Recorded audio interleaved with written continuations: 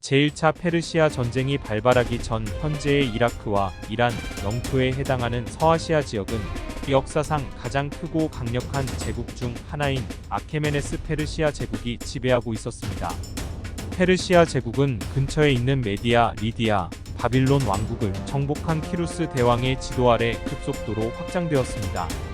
키루스 대왕 사후 캄비세스 2세 때 이집트까지 정복한 페르시아는 알렉산드로스에게 정복당하기 전까지 거대한 영토를 다스렸습니다. 뒤이어 왕위에 오른 다리우스 1세는 페르시아의 권력을 강화하고 높은 수준의 문화적, 종교적 다양성을 허용하는 통치 체제를 확립했습니다. 다리우스의 통치 하에서 페르시아 제국은 눈부신 번영과 문화 발전의 시기를 경험했습니다. 그는 제국의 의식수도 역할을 했던 페르세폴리스의 왕궁과 같은 야심찬 건설 프로젝트를 시작했습니다. 다리우스는 또한 제국 내 주요 도시를 연결하는 광범위한 도로망인 왕위길을 구축하여 통신, 무역 및 군사 이동을 용이하게 했습니다. 그리스에서는 상황이 매우 달랐습니다. 통일된 정치적 실체가 아니라 그리스는 독립적인 도시 국가로 나뉘었고 각각 고유한 정부와 문화를 가졌습니다. 가장 강력한 도시 국가 중 일부는 아테네, 스파르타, 코린토스, 테베였습니다. 이 도시 국가들은 종종 서로 충돌했지만 공통 언어와 문화유산을 공유했습니다. 내부 갈등에도 불구하고 그리스인들은 깊은 자부심과 자신의 우월성에 대한 믿음을 가지고 있었습니다. 그들은 그들의 문화와 생활 방식이 페르시아인을 포함한 다른 민족보다 우월하다고 믿었습니다. 이 믿음은 페르시아에 대한 적대적인 행동을 실행하는 이오니아 반란을 통해 보여주게 됩니다. 이오니아 반란은 기원전 499년에서 493년까지 지속된 소아시아의 페르시아 통치에 대한 반란입니다. 그것은 그리스 도시 국가 밀레투스의 아리스타고라스가 이끌었고, 그는 페르시아 통치를 전복시키기 위해 이 지역의 다른 그리스 도시 국가들로부터 지원을 얻으려고 했습니다. 이오니아 반란의 배경은 페르시아 제국이 소아시아로 영토를 확장하기 시작한 기원전 6세기로 거슬러 올라갑니다. 페르시아인들은 이오니아인들이 지역 자치권을 유지하도록 허용했지만 세금과 같은 형태의 통제를 부과했습니다. 기원전 499년 페르시아에 의해 밀레토스의 총독으로 임명된 아리스타고라스는 이웃 서민 낙소스에 대한 군사작전을 이끌었지만 실패했습니다. 페르시아인의 처벌에 직면한 아리스타고라스는 페르시아 통치에 대한 반란을 선동하기로 결정했습니다. 그는 반란이 성공하면 전리품의 일부를 그들에게 제공한다는 조건을 걸어 그리스의 두 유명한 도시 국가인 아테네와 에레트리아의 지원을 구했습니다. 아테네와 에레트리아의 지원으로 아리스타고라스와 이오니아인들은 페르시아의 주요 도시인 사르디스를 함락시킬 수 있었으나 끝까지 지킬 수는 없었습니다. 최근에 권력을 잡은 페르시아 왕 다리우스 1세는 반란에 격분하여 이를 진압하기 위해 대규모 군사 작전을 시작했습니다. 다리우스의 장군들이 이끄는 페르시아 군대는 기원전 494년에 밀레토스를 점령하고 불태웠으며 주민들을 죽이거나 노예로 삼았습니다. 반란은 진압되었고 페르시아인들은 이오니아 도시 국가에 대한 통제권을 다시 확립했습니다. 이오니아 반란은 그리스인과 페르시아인이 직접 충돌하게 된 최초의 사건이기 때문에 중요합니다. 그것은 또한 페르시아인들이 공격에 취약하고 패배할 수 있음을 보여주었습니다. 이것은 제1차 페르시아 전쟁을 포함하여 페르시아 통치에 반대하는 후기 그리스 봉기에 영감을 주었습니다. 또한 반란은 이오니아인들이 자신을 페르시아인과 별개의 집단으로 보았기 때문에 그리스의 정체성과 문화에 대한 인식이 커지는 데 기여했습니다. 페르시아의 그리스 침공은 기원전 492년 다리우스 1세가 이오니아 반란에 연루된 아테네와 에레트리아를 처벌하기 위해 군대를 보냈을 때 시작되었습니다. 트리키아 지방을 평정한 다리우스 1세는 이오니아의 반란에 지원군을 파견한 그리스 국가에 대한 보복으로 원정을 단행하였습니다. 페르시아 정벌군은 에레트리아를 함락한 후 아티카 동북부의 넓은 평원 마라톤에 상륙하였습니다. 아테네는 전투에 임하기에 앞서 스파르타의 지원군을 요청하였으나 종교 행사를 이유로 스파르타로부터의 지원은 기대할 수 없게 되었고, 어쩔 수 없이 아테네는 중장보병 9,000명과 플라타이아로부터 1,000명의 원군을 지원받아 마라톤 평원으로 집결하였습니다. 당시 아테네군을 지휘하고 있던 장군은 밀티아데스로 그를 비롯한 10인의 장군단은 선제 공격을 할 것이가의 여부를 두고 고민하고 있었습니다. 하지만 밀티아데스의 강력한 주장으로 아테네군은 페르시아군과 아테네의 운명을 가를 전투에 돌입하게 됩니다.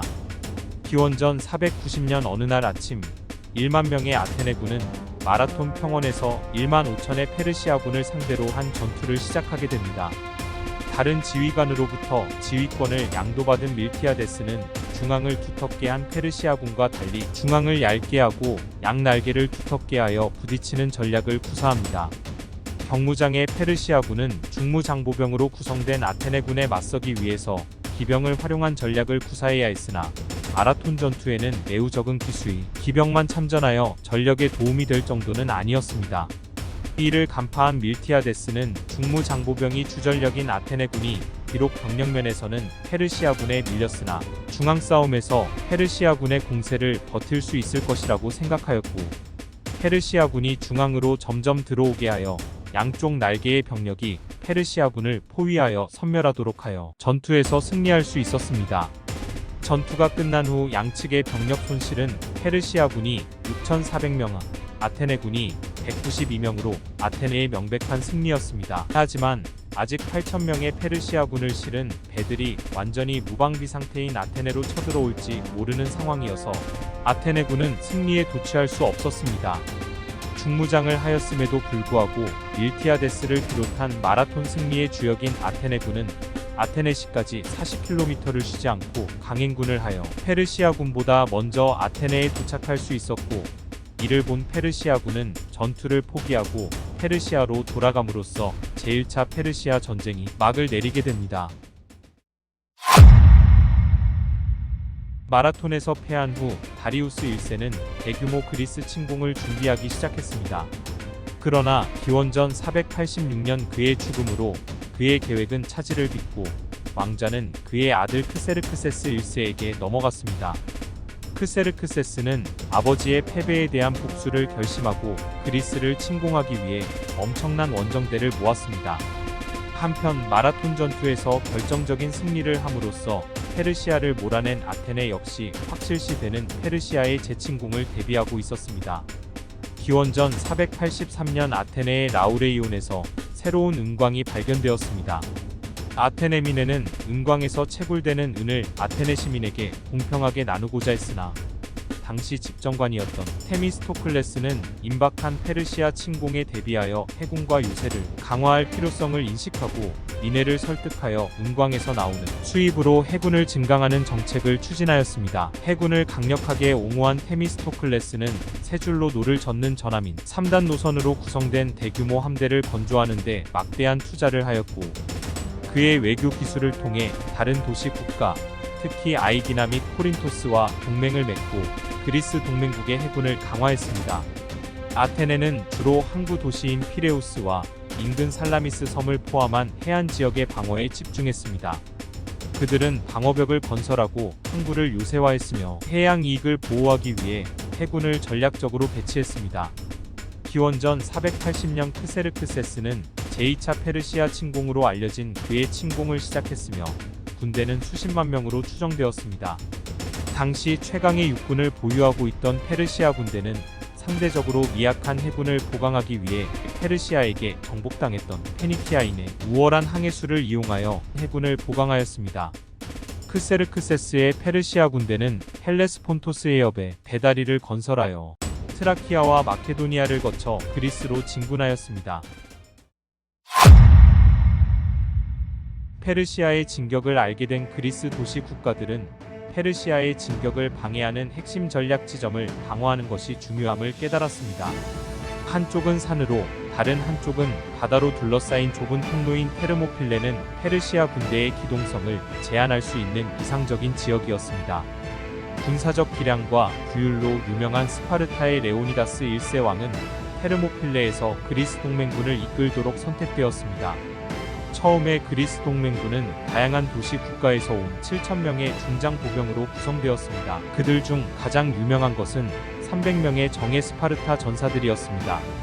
그리스군은 고개의 가장 좁은 지점에 수비진을 배치하여 페르시아군의 진군을 막는 강력한 장벽을 만들었습니다. 주요 목표는 페르시아 군대를 지연시키고 방해하여 나머지 그리스가 임박한 침공에 대비할 시간을 버는 것이었습니다. 페르시아군은 그리스 방어선을 돌파하기 위해 여러 차례 공격을 시도했지만 거듭 격퇴당했습니다. 페르시아군은 물량 공세로 유명한 군대였으나 제한된 공간에서 수적 이점을 활용하는데 엄청난 어려움에 직면했습니다. 응집력 있는 부대로 싸우는 그리스 전사들은 그들의 입장을 고수하면서 페르시아 군대에 막대한 사상자를 냈습니다. 적은 숫자로 지형의 이점을 충분히 활용하여 페르시아 군대를 막아내고 있는 그리스군에게 첩보가 들려왔습니다. 에피알테스라는 그리스인이 크세르크세스에게 협곡으로 통하는 새길을 알려주어 곧 그리스군의 후방에 페르시아 군대가 나타난다는 것이었습니다. 임박한 위험을 깨달은 그리스군은 패배군을 비롯한 대부분의 그리스 군대는 퇴각을 결정하였으나 레오니다스와 300명의 스파르타인은 끝까지 남아 옥쇄하기로 결정하였습니다. 레오니다스는 그의 스파르타 전사들과 함께 항복이나 후퇴를 거부하면서 죽을 때까지 싸웠습니다. 테르모필레 전투는 그리스 방어군의 용맹과 희생으로 전설이 되었습니다. 테르모필레 전투 이후 페르시아군은 남쪽으로 진군하여 버려진 도시 아테네를 약탈하고 불태웠습니다. 그러나 아테네인들은 이미 인구를 다른 안전한 피난처로 대피시켜 페르시아인의 중요한 목표를 효과적으로 박탈했습니다. 아테네 장군 테미스토클레스가 이끄는 그리스 해군은 테르모필레 전투와 동시에 일어난 아르테미시움 전투에서 페르시아 함대와 교전했습니다. 그리스 함대는 페르시아 해군을 막아내어 상당한 손실을 입히고 페르시아인이 완전한 해군 지배를 달성하는 것을 막았습니다. 테르모필레와 아르테미시움에서의 전투 직후에 벌어진 살라미스 전투는 중추적인 교전이 되었습니다. 기원전 480년에 페르시아가 그리스를 침공한 후 아테네군은 페르시아 지상군의 압도적인 힘을 인식하고 그들의 도시인 아테네를 버리고 방어를 코린토스 지역에 집중하기로 어려운 결정을 내렸습니다. 아테네의 테미스토클레스 장군은 그리스의 우월한 해상 능력을 이용하여 살라미스 섬 근처에서 페르시아 함대와 교전할 대담한 계획을 고안했습니다. 테미스토클레스는 살라미스의 좁은 해협이 페르시아인의 수적 우위를 무력화하고 그리스 3단 노선이 근접전에서 뛰어난 능력을 발휘할 수 있음을 인식했습니다. 그는 크세르크세스가 자신의 함대를 해협이 제한된 수역으로 항해하도록 속이기 위해 그리스가 후퇴한다는 소문을 교묘하게 퍼뜨렸습니다. 그리스 해군을 격파하고 그리스에 대한 지배권을 확고히 하고자 했던 크세르크세스는 테미스토클레스의 함정에 빠졌습니다. 주로 3단 노선으로 구성된 그리스 함대는 세 줄의 노를 갖춘 민첩한 전함으로 좁은 바다에 전략적으로 배치되었습니다. 아테네가 이끄는 그들은 방어선을 형성하여 페르시아의 공격에 맞설 준비를 했습니다. 페르시아인들이 해협으로 진격하자 그리스 3단 노선이 행동에 나섰습니다. 정밀한 조정, 돌진 전술, 전문 선원의 조합을 사용하여 그리스 선원들은 상대를 능숙하게 표적으로 지정하고 무력화했습니다. 해협이 제한된 공간은 페르시아인에게 불리하게 작용하여 막대한 숫자를 효과적으로 배치하는 능력을 방해했습니다. 반면에 그리스 3단 노선은 조밀한 대형을 활용하여 전투 내내 응집력 있는 기동을 보여주어 페르시아 전선을 산산이 부수고 적 함대 사이의 혼란을 야기했습니다. 그리스 3단 노선은 더 큰 페르시아 배 사이로 돌진하여 배를 들이받고 노를 부수고 배를 전복시키거나 불구가 되게 했습니다. 크세르크세스는 해안의 높은 언덕의 황금색 의자에 앉아 눈앞에서 펼쳐지는 전투를 지켜보며 그의 해군에 가해진 황폐화를 목격했습니다. 한때 막강했던 그의 함대가 그리스의 맹공격 앞에서 무너지면서 그는 속수무책이었습니다. 이 전투는 그리스인들 사이에 영광과 단결의 원천이 되었으며 페르시아 침략자들에 대한 저항을 지속하도록 격려했습니다. 살라미스에서의 승리는 기원전 479년 플라타이아 전투에서 이어지는 그리스의 승리를 위한 발판을 마련했습니다. 살라미스에서 테미스토클레스의 아테네의 군에게 일격을 당한 크세르크세스는 처참하게 무너지는 자신의 군대를 보고 좌절을 느낄 수밖에 없었습니다. 사실상 크세르크세스의 그리스 원정은 살라미스의 전의 패배로 인해 결정타를 맞아 실패임에 분명했으나 왕 중의 왕인 페르시아 왕이 패배를 순순히 인정하고 꼬리를 내리고 도망갈 순 없었습니다. 이런 크세르크세스의 의중을 읽었는지 중신들 중 한 명인 마리도니우스가 비록 해전은 패했지만 아직 건재한 20만의 육군을 맡겨준다면 반드시 승리해 보이겠다고 하였습니다. 크세르크세스는 그의 제안을 받아들여 왕의 정예군인 불사부대 1만까지 마리도니우스에게 맡기고 자신은 헬레스폰토스 해협을 건너 페르시아로 돌아갔습니다. 전쟁에 부적합한 겨울이 지나고 기원전 479년 페르시아군과 그리스 동맹군은 플라타이아에서 페르시아 전쟁을 끝낼 마지막 전투에 돌입하였습니다. 마리도니우스의 페르시아군에 맞선 그리스 동맹은 스파르타가 총지휘권을 가지고 있었고 그 지휘를 맡은 총사령관은 테르모필레 전투에서 전사한 레오니다스의 조카 파우사니아스였습니다. 스파르타의 장군인 파우사니아스는 그리스 군대의 지휘를 맡아 플라타이아에서 페르시아와 정면으로 맞서기로 결정했습니다. 그리스 연맹은 다양한 그리스 도시 국가의 파병부대로 구성된 막강한 군대를 모았으며 스파르타와 아테네의 병력이 가장 많이 차지했습니다. 보병, 기병, 궁수로 구성된 페르시아 군대는 플라타이아 근처의 평원에 자리를 잡았습니다. 마리도니우스는 플라타이아이를 가로지르는 강의 북쪽에 본진을 설치하고 그들의 진영을 요새화하여 식수 확보에 우위를 점하였습니다. 스파르타의 파우사니아스 장군이 이끄는 그리스군은 페르시아 진영이 내려다 보이는 높은 지대에 방어 진지를 구축하였습니다. 그리스 군대는 스파르타인과 아테네인을 중심으로 다양한 도시 국가에서 온 중장 보병들로 구성되었습니다. 마르도니우스는 페르시아 기병을 투입하여 그리스군이 주둔해 있는 구릉 지역을 무너뜨리려 하였으나 잘 훈련된 그리스군을 뚫기에는 역부족이었습니다. 기병이 없는 불리함을 인식한 그리스인들은 측면을 보호하기 위해 나무 방어벽을 쌓아 요새화된 경계를 만들었습니다. 몇 차례의 공방전 끝에 결정적인 승리를 간절히 바라는 마르도니우스는 그리스 진지에 대한 대규모 공격을 시작했습니다. 페르시아 기병은 구릉을 타고 그리스 전선을 돌파하려고 시도하였으나 전통적인 팔라크스 대형으로 조직된 그리스인들은 굳건히 서서 페르시아의 공격을 격퇴했습니다. 그들의 빽빽한 방패와 긴 창은 페르시아의 공격을 무력화하는 데 효과적이었습니다. 하지만 여전히 페르시아군은 그리스군에 비해 월등히 병력이 많았고 기병을 보유하지 못한 그리스군이 평원에서 부딪힌다면 무너질 것이 뻔했습니다. 스파르타의 젊은 지휘관 파우사니아스는 적의 기병을 효과적으로 막는 것이 이 전투의 승리 요건이라고 생각했습니다. 그리스 중무장보병은 페르시아의 장비보다 공격이나 방어면에서 우수했습니다. 바로 이 차이에서 파우사니아스가 생각해낸 것이 전략적 후퇴였습니다. 평원과 구릉의 경계에서 아군 병력을 배치하여 적군을 상대하다가 일제히 퇴각하여 적기병을 구릉지대로 끌어들여 움직임이 둔해진 기병을 격퇴한다는 전략이었습니다. 파우사니아스는 이 전략을 그리스 동맹군에게 전달하고 기원전 479년 8월 아침 페르시아군과의 마지막 일전에 들어갔습니다. 마르도니우스는 이날 아침 강을 건너 그리스군을 향해 총공격을 명령했습니다. 페르시아의 지배 아래 있던 그리스 병사들로 구성된 우익은 아테네군이 주력인 좌익과 맞섰고 메소포타미아와 이집트인들로 구성된 중앙은 코린토스가 거느린 중앙과 맞섰습니다.